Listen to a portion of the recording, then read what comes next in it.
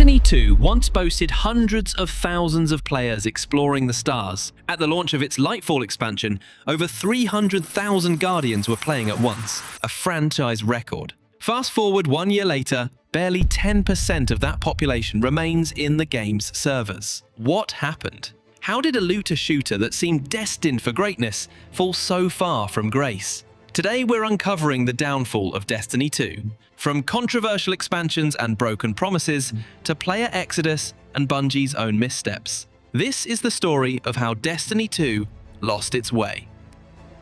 To understand the fall, we have to remember the rise. Bungie's Destiny franchise began with huge ambition. The first game, Destiny 1 2014, overcame a rocky start to win players over with its satisfying gunplay, addictive loot, and epic sci-fi universe. By the end of Destiny 1's run, after acclaimed expansions like The Taken King, the community was passionate and hungry for more. Destiny 2, launched in 2017, had enormous hype behind it. Bungie, in partnership with Activision, promised that Destiny 2 would be a fresh start, an even bigger adventure that both longtime fans and new players could enjoy. The stage was set for a blockbuster sequel, and early trailers and beta tests built up sky-high expectations. But underneath the excitement, some warning signs were brewing. Bungie and Activision had mapped out an aggressive content plan, aiming to release a new Destiny installment or expansion every year to keep profits flowing. The pressure to deliver on a tight schedule meant Destiny 2's development was turbulent. At one point, the game was even rebooted mid-development. Still, the game launched to strong sales and optimism. For a moment, it seemed Destiny 2 was destined to surpass its predecessor. Unfortunately, that moment wouldn't last. Destiny 2's launch, September 2017, impressed in scope and polish. A brand new campaign, new planets, overhauled weapons and subclasses, but soon veteran players noticed something was off. In an effort to appeal to a broader casual audience, Bungie had streamlined many core systems.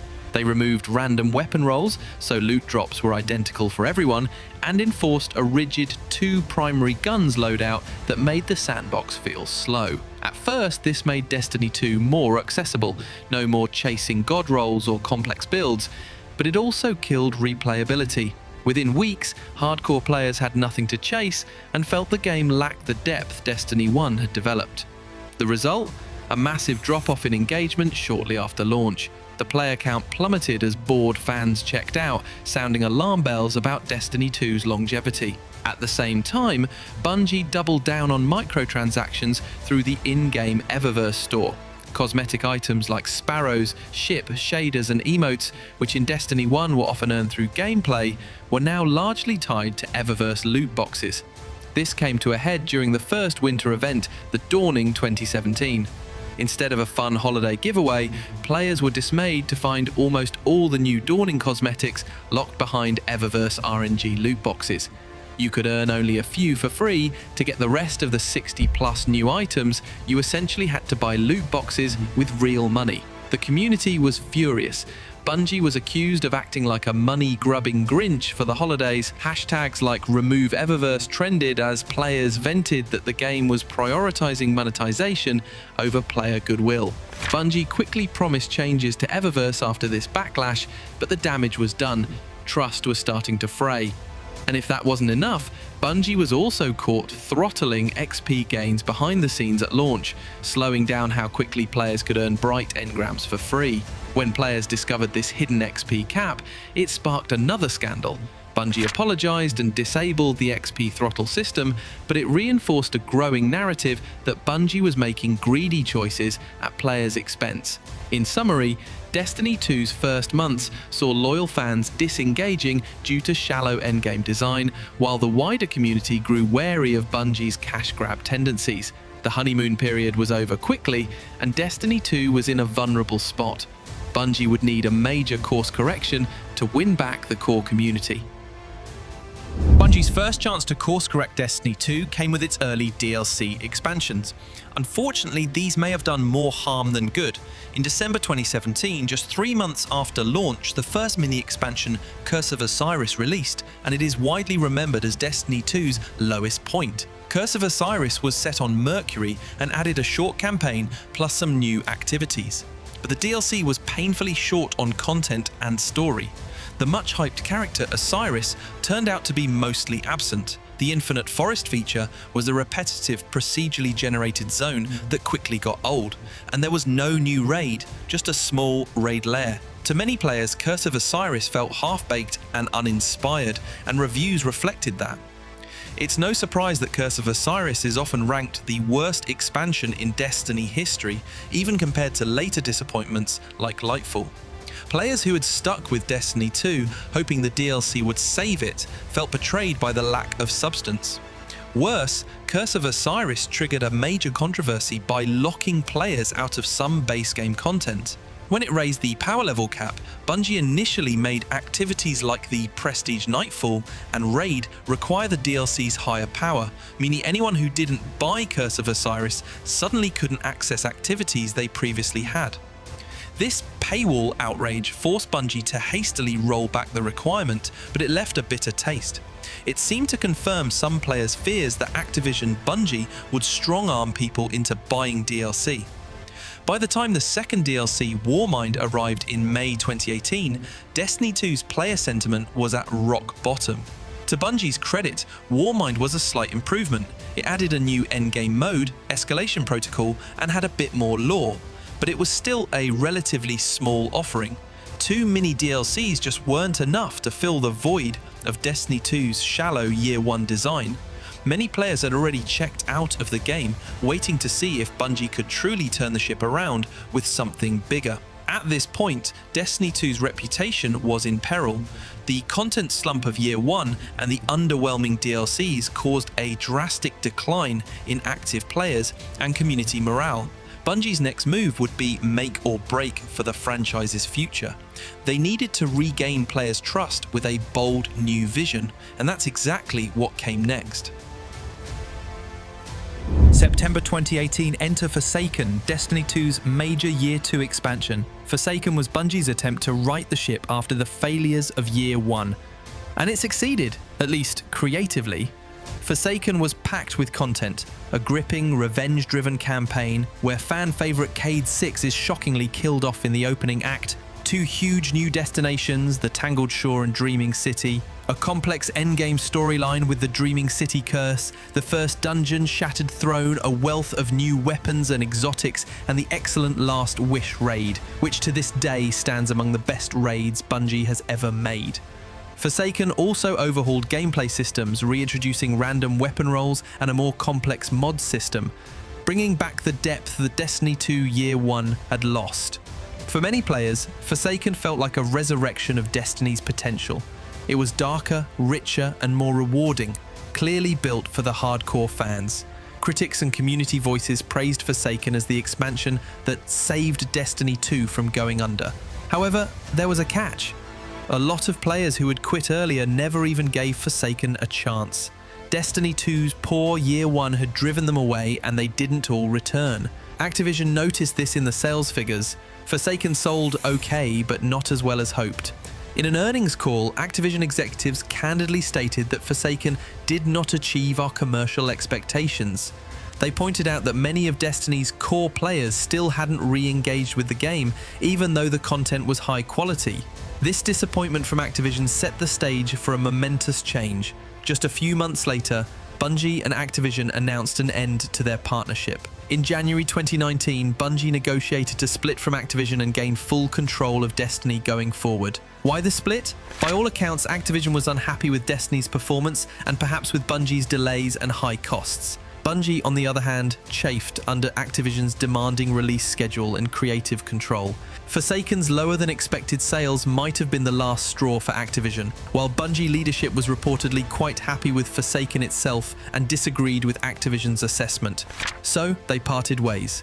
Bungie would self-publish Destiny 2 from here on, free to steer the franchise as they saw fit. The community largely celebrated this news. Activision was often blamed for Destiny 2's early missteps, fairly or not, and now Bungie had independence. The future of Destiny 2 was filled with uncertainty, but also hope. However, independence would bring its own set of challenges for Bungie, namely, how to keep Destiny 2 thriving and financially viable, without Activision's support studios or funding. The next chapters of Destiny 2's life would be defined by Bungie's own decisions, some good and many controversial. After splitting from Activision, Bungie wasted no time reshaping Destiny 2. In late 2019, alongside the next expansion Shadowkeep, Bungie launched Destiny 2 New Light, making the base game free to play. This move aimed to lower the barrier for new players and expand the audience now that Bungie's revenue would rely more on player engagement and purchases of expansions or cosmetics. Shadowkeep, October 2019, took Guardians back to the moon for a spooky, nostalgia-tinged campaign. It wasn't as large as Forsaken, but it kicked off a new approach to content delivery, the Season Pass model. Instead of 2 DLCs per year, Bungie would now deliver 4 smaller seasonal content drops per year, with 1 big expansion annually. Each season introduced a new activity, story missions told over weekly installments, and a paid season pass with rewards to grind. This drip feed model was Bungie's answer to keeping players continually engaged, and of course, to create steady income from season pass sales and Eververse microtransactions each season. In concept, the seasonal model did keep Destiny 2 more active. There was always something new every 10 to 12 weeks. But in practice, new issues arose. FOMO became real. Seasonal content was designed to be semi-temporary, with activities and storylines vanishing when the season ended. If you took a break for a few seasons, you'd come back to find you literally missed entire story chapters and rewards that were no longer accessible. Some players loved the regular cadence, but others felt it was exhausting and manipulative, pressuring them to log in constantly or be left behind. Bungie also had to ramp up the Eververse store to fund ongoing development. Under Activision, Eververse was already contentious. Under Bungie alone, it arguably became even more central. For example, multiple armor sets each season would be sold for premium silver currency, real money, instead of earned in-game.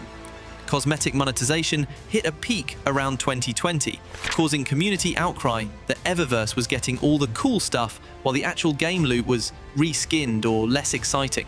Bungie eventually responded by shifting some cosmetics back into gameplay rewards, but the memory lingered that at times the game felt free to play in the worst ways, aggressively pushing optional purchases. On the positive side, Bungie did leverage seasons to experiment with storytelling.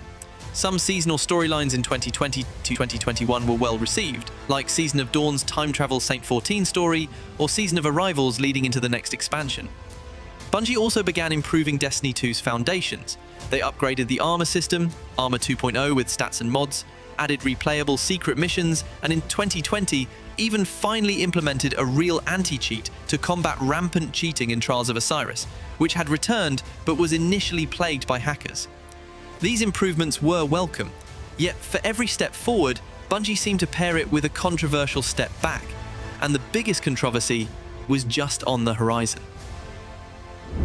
Perhaps the single most fateful decision Bungie made in Destiny 2's history was the introduction of the Destiny Content Vault. In mid-2020, Bungie announced that to keep Destiny 2 sustainable for the long term, they needed to remove old content from the game. Destiny 2's install size had grown huge, and maintaining all those locations and activities was slowing down development.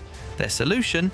Vault, aka temporarily remove less played destinations and campaigns, freeing up memory and allowing them to even rework and re-release some Destiny 1 content. On paper, it might have sounded somewhat reasonable, but the way Bungie executed it was a PR disaster. With the launch of the Beyond Light expansion, November 2020, Bungie removed an enormous amount of Destiny 2 content and story. The original Red War campaign and the first 2 expansions, Curse of Osiris and Warmind, were all deleted from the game. Entire planets, Mars, Mercury, Titan, Io, vanished overnight, along with their strikes and open world areas. Dozens of unique missions and stories that players had paid for were no longer playable at all. The community reaction was severe backlash. Players understandably were upset that content they owned was taken away without their say. New players coming in via free-to-play were completely confused. The core campaign and introduction were gone, replaced by a very disjointed tutorial. It didn't matter that Bungie claimed this was for the good of the game's future, it felt like a betrayal. People had purchased a game and its DLCs, and Bungie just removed that product from their hands. To many, this was the cardinal sin Bungie would never be forgiven for. Even years later, you'll see players say, "Isn't Destiny 2 that game that deleted its own story campaign?" Yeah, no thanks. Crucially, content vaulting shattered player trust. It's cited as a top reason why lapsed players never return. Why invest time or money if Bungie might erase that content later? The DLCs that got vaulted, Curse of Osiris, Warmind, even Forsaken eventually, became badly reviewed on Steam out of protest. In fact, some community members point to vaulting as the #1 factor in Destiny 2's player decline and revenue drop in the following years. Bungie eventually did bring back some vaulted bits, like the Vault of Glass raid from D1, some old strikes, and in 2023, they even unvaulted the Warmind Mars area as a repurposed zone. But the full campaigns that were removed remain inaccessible. The loss of so much content remains a stain on Destiny 2's legacy. As if that weren't enough, around the same time, Bungie also introduced sunsetting of weapons and gear, another hugely unpopular move. They decided that weapons and armor would have an expiration. Any gear older than about 1 year could no longer be infused up to the current power level cap. The idea was to keep the meta fresh by forcing players to use newer loot. In practice, it just felt awful. Players saw beloved guns they'd earned, like raid weapons, pinnacle weapons, become useless in endgame activities for no good reason. The community revolt was swift, and after a few seasons of pain, Bungie capitulated and reversed the sunsetting policy. But not before a lot of frustration, and the exit of many veteran players who were tired of Bungie nullifying their hard-won rewards. Between content vaulting and sunsetting, the latter half of 2020 dealt a serious blow to Destiny 2's goodwill. Bungie made these choices in hopes of managing the game's technical debt and longevity, but the immediate cost was alienating a significant portion of the player base. Destiny had always been about investing in your Guardian and the world. Now parts of that world were literally being deleted. Some fans said, "That's it, I'm out." As Destiny 2 entered 2021 and 2022, another issue became apparent. Stagnation in core game modes, especially PvP. Destiny at its heart appeals to different types of players. Some love the cooperative PvE grind, others live for competitive Crucible matches. Bungie, however, increasingly focused on the PvE seasonal content and expansions, while Crucible and Gambit were left to rot with minimal updates. This neglect ended up driving away Destiny's competitive community and variety-seeking players, contributing to the overall downturn. Bungie went over 2.5 years without adding a single brand new PvP map to Destiny 2. The first new map after 2018 finally arrived in 2022, and it was just one map, and not a particularly popular one. Most Crucible updates were simply returning Destiny 1 maps or shuffling modes around. Beloved modes from D1 like Rift only came back briefly. Meanwhile, cheating ran rampant, especially in the PC environment. Before Bungie implemented anti-cheat, Trials of Osiris, the endgame PvP mode in 2020, was notoriously overrun by cheaters, account recoveries, and matchmaking exploits. PvP players felt unheard and undervalued, as Bungie rarely communicated a roadmap for improving Crucible. The Trials mode itself had to be disabled multiple times and reworked because it couldn't maintain a healthy population. A number of prominent Destiny PvP content creators and streamers who had kept the community engaged either left the game or reduced coverage due to frustration with this state of affairs. All of this meant Destiny was losing one of its pillars of content and community. And then there's Gambit, Destiny's PvEvP hybrid mode introduced in 2018's Forsaken. Gambit saw no new maps after 2019 and only a single merged mode when they streamlined it in 2021. Essentially, Gambit was put on life support. No significant changes, rewards, or attention. Even die-hard Gambit fans, a rare breed, gave up hope as the mode languished with stale content and lingering balance issues. By sidelining these modes, Bungie inadvertently shrank Destiny 2's appeal. The game increasingly catered to one type of play, the PvE looter, at the expense of others. So while PvE story enthusiasts might hang on if the seasonal narrative was good, the competitive crowd saw no reason to stay. This segmented decline further eroded the overall player count. By 2022, Bungie had managed to stabilize Destiny 2 somewhat with the well-received Witch Queen expansion. The Witch Queen in February 2022 delivered a fantastic campaign and was praised as one of Destiny's best expansions, showing Bungie could still hit high notes. Off the back of that success, excitement grew for the next chapter, Lightfall, announced for early 2023, billed as a Penskemating climactic showdown in Destiny's Light vs. Darkness saga. Marketing for Lightfall was bombastic. Neon cyberpunk aesthetics on a hidden city of Neptune, a new subclass called Strand, and teasers of the big bad, the Witness, finally taking center stage. The stage was set for another hit. Lightfall launched in February 2023 with massive sales and the highest concurrent player counts Destiny 2 had ever seen on Steam. But almost immediately, Lightfall's story left players baffled and disappointed. Instead of the dark, serious tone people expected after Witch Queen, Lightfall delivered a Saturday morning cartoon vibe in a neon city. The plot revolved around an inexplicable MacGuffin called The Veil that wasn't explained at all. Even by the end of the campaign, players had no idea what the Veil really was or why it mattered. The main villain, the Witness, barely appeared. Instead, we got a lot of screen time with a new character, Nimbus, a jokey, irreverent cyborg cloud strider, whose tone felt wildly out of place during what was supposed to be an apocalyptic showdown. The campaign's writing and dialogue were widely mocked. Some lines became memes for their awkwardness. It didn't help that Lightfall's marketing seemingly misled fans about the narrative. We expected answers and high stakes, and we got confusing questions and filler.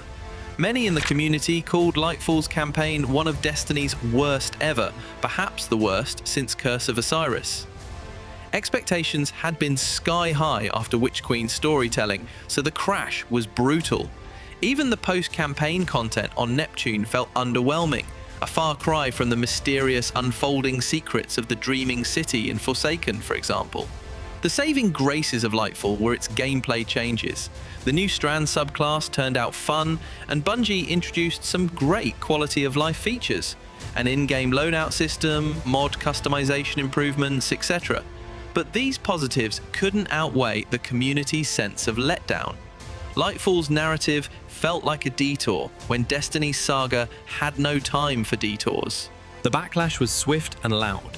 Destiny's subreddit and forums filled with disappointment and anger. Video essays and reviews tearing down Lightfall's story gained traction. Some of those even went viral, tapping into the community's frustration. Bungie at first defended their creative choices, asking players to wait for the story to unfold in seasons and the final expansion. But this wasn't very reassuring to those who expected payoff now.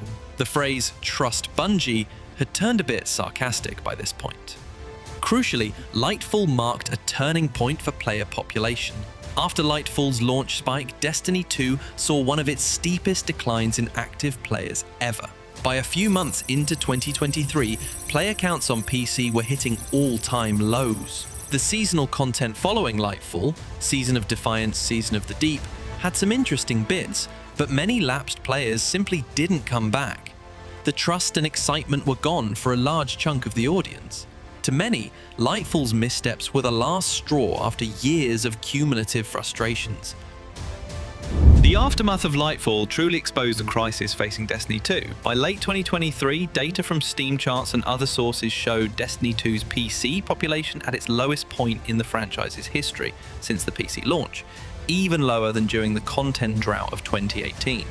And it wasn't just a seasonal dip, it felt like a collapse of the foundation. When a game loses a significant chunk of its most dedicated players, the alarm bells ring. Bungie and its new parent company Sony, who had acquired Bungie in mid-2022, were certainly hearing those alarms. Internally, it was reported that Destiny 2's revenue had fallen 45% below projections for 2023, a dire shortfall attributed to Lightfall's poor player retention and fewer microtransaction sales.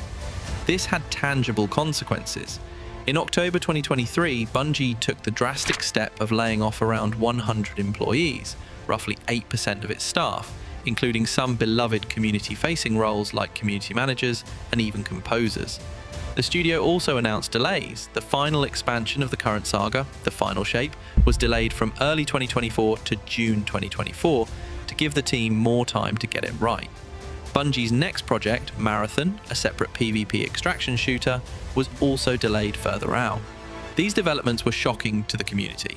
Bungie had been riding high after the Sony acquisition, but now it appeared Destiny 2's downturn had created a financial and morale crisis at the company. Reports emerged of low team morale and heavy pressure from Bungie's leadership and Sony to fix things fast. It didn't help that Bungie's top brass made some PR blunders during this time. For example, Sony's PlayStation boss remarked that Bungie needed to improve accountability for development timelines and expenses, which didn't inspire confidence publicly. On social media, some Bungie higher-ups went radio silent, and the usual upbeat weekly communications from the dev team became more sparse, as if a cloud of uncertainty hung over Destiny's future. The community's perception of Bungie also hit an all-time low.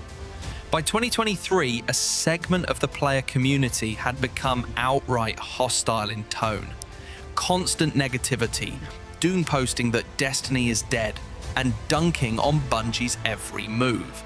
Some of this was a natural response to frustration, but it also became almost a trend to be as cynical as possible about the game. Content creators hopped on the bandwagon with critical videos that garnered huge views, fueling the narrative of Destiny's downfall. It created a feedback loop. Players were unhappy, creators highlighted that unhappiness, more players saw it and felt validated in quitting or complaining. Bungie had a harder time cutting through the negativity, even when they tried to announce improvements. Bungie did make efforts to course correct publicly. The Destiny 2 game director at the time even released a candid state of the game video from his home in late summer 2023, acknowledging player concerns like lack of PvP support, repetitive seasons, and promising changes on the horizon, like an upcoming Crucible overhaul, finally. They also announced that after the final shape, they would move away from the seasonal model to a new episodes format to shake things up. These were intended to address the very real grievances players had. But unfortunately, by this point, a lot of players had a "we'll believe it when we see it" attitude. Too many promises in the past had fallen short. On top of that, Bungie's work on Marathon, their first new game IP in years, unintentionally made Destiny 2 players feel like second-class citizens. When Marathon was revealed in mid-2023, some Destiny fans felt Bungie was diverting talent and attention away from Destiny toward this new shiny project. Later, when negative news leaked about Marathon's development, such as claims of lackluster test feedback and even controversies like Bungie artists using plagiarized artwork in teasers, it reflected poorly on Bungie overall. If Bungie was struggling to get their next game right while Destiny 2 was faltering, it painted a picture of a studio in turmoil. All these factors combined into a perfect storm by the end of 2023. Player sentiment at rock bottom, player population in freefall, and Bungie scrambling to regain trust and stability. For a live service game approaching its 10th year, Destiny launched in 2014, this kind of crisis can be existential. Would Destiny 2 even make it to its grand finale? And beyond, many weren't sure. Destiny 2's story, both the in-game narrative and the real-world journey, has been a roller coaster of highs and lows. As we reach 2024, Destiny's decade-long Light and Darkness saga was about to conclude with the final Shape expansion. Bungie's mission: deliver a satisfying finale and try to win back the hearts of disillusioned players.